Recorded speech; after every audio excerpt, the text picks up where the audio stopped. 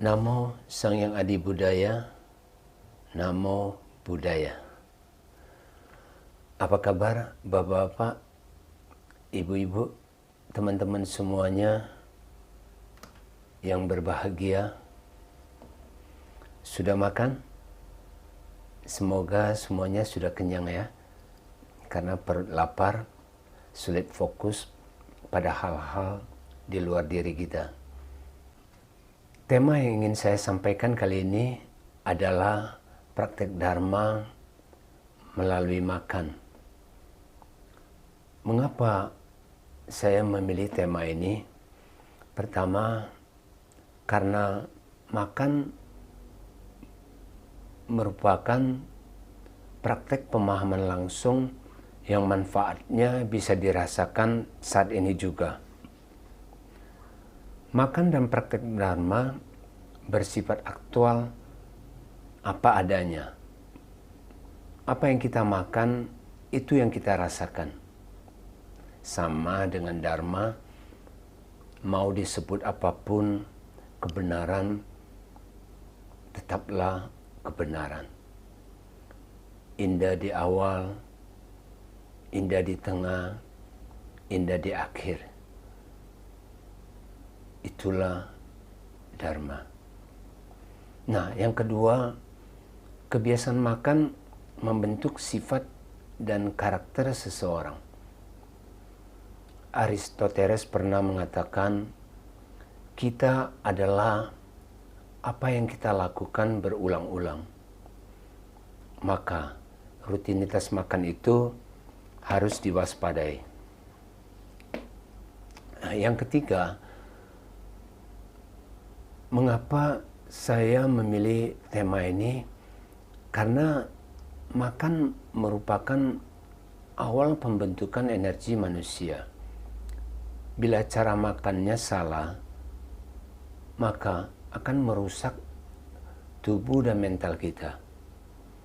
Begitu juga halnya dengan kendaraan. Bila kita salah mengisi bahan bakar, kendaraannya akan rusak. Nah, yang keempat, ini poin yang paling penting, memahami makna makan yang sepenuhnya akan mengakhiri penderitaan. Di dalam Anguttara Nikaya 10.27 dalam Mahapanhasutta disebutkan apa satu itu? Semua makhluk ada karena makanan. Ketika seseorang biku menjadi sepenuhnya bosan atau bebas terhadap satu hal ini, tentunya makanan, ketika nafsunya untuk makanan sepenuhnya memudar, terbebas darinya, dan ketika mampu melihat akhir sepenuhnya, maka ia adalah orang yang sepenuhnya memahami penderitaan di sini dan sekarang.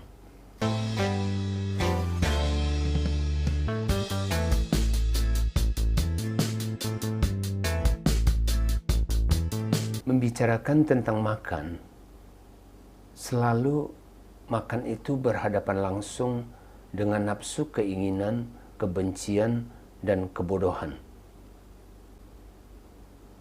Belajar Dharma 100 tahun, bila terjebak di dalam kekotoran batin, kita akan terlahir di alam rendah.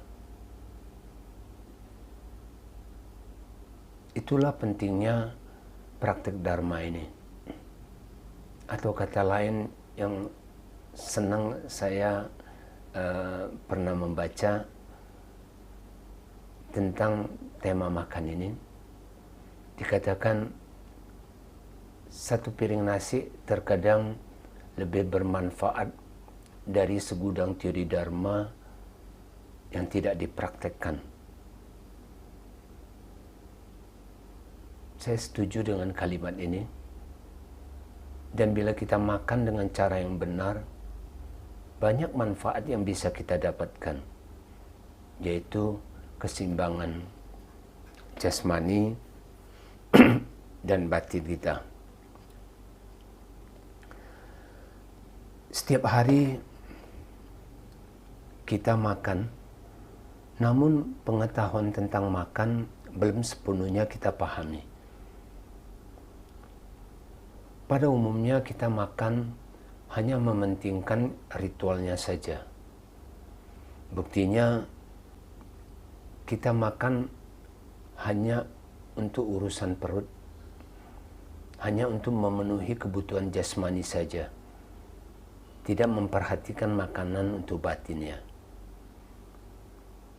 Untuk orang awam tentunya bertanya, apakah batin itu perlu makanan juga? Tentu saja hal ini tidak perlu diragukan lagi, karena diri kita terdiri dari jasmani dan batin. Makanan untuk jasmani biasanya adalah makanan kasar yang biasa kita konsumsi sehari-hari. Tetapi makanan untuk batin adalah ketenangan, keheningan yang diperoleh saat kita makan. Yang kedua, dalam hal makan, kita masih memilih makanan enak daripada makanan yang sehat. Tentu hal ini merupakan suatu yang manusiawi. Umumnya orang maunya yang enak dan tidak mau yang tidak enak.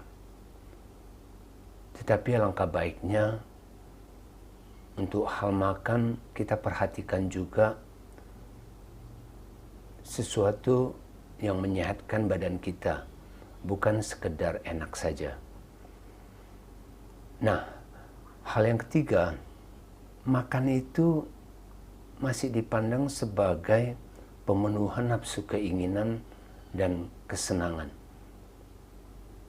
Makan belum umum digunakan orang sebagai praktek dharma.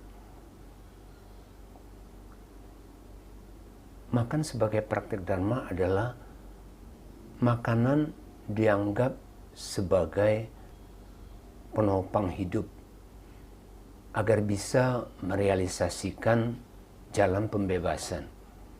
Banyak sekali fenomena makan sehari-hari yang terlanjur dipahami secara keliru. Contohnya, sejak kecil kita dicekokin konsep makan yang banyak agar cepat besar.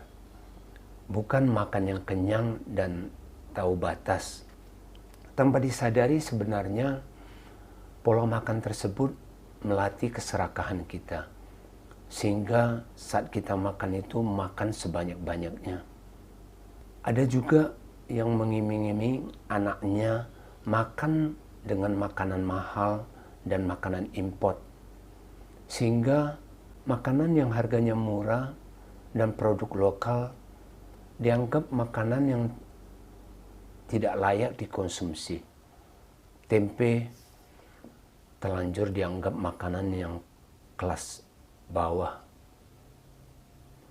Apalagi ada slogan tentang mental tempe untuk orang yang kecerdasannya kurang. Lebih banyak lagi orang makan untuk kenikmatan dan kesenangan. Tidak peduli efek dan kandungan nutrisi di dalam makanan tersebut. Yang penting bisa memuaskan nafsu dan menyenangkan, itu dianggap makanan yang layak. Bila timbul obesitas, kolesterol, diabetes, bisa diatasi dengan minum obat. Nah, saya sebut ini adalah akrobat makan yang luar biasa. tubuhnya disakiti lalu diobati. Begitulah uniknya manusia dalam hal memperlakukan makanan.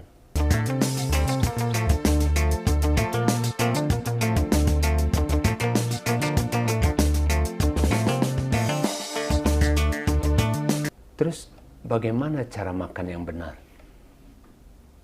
Cara makan yang benar itu adalah memperlakukan makanan sebagai obat. Sebelum kita makan, kita harus mengenali komposisi atau bahan makanan tersebut. Selain itu, apa manfaat dan efek samping makanan tersebut terhadap tubuh kita. Dan tidak kalah penting adalah dosis dan takaran makanan tersebut untuk diri kita. Bila kita makan seperti ini, maka kita tidak akan keracunan oleh makanan dan kita memperoleh kesehatan. Apa yang disebut dengan makan dengan penuh perhatian?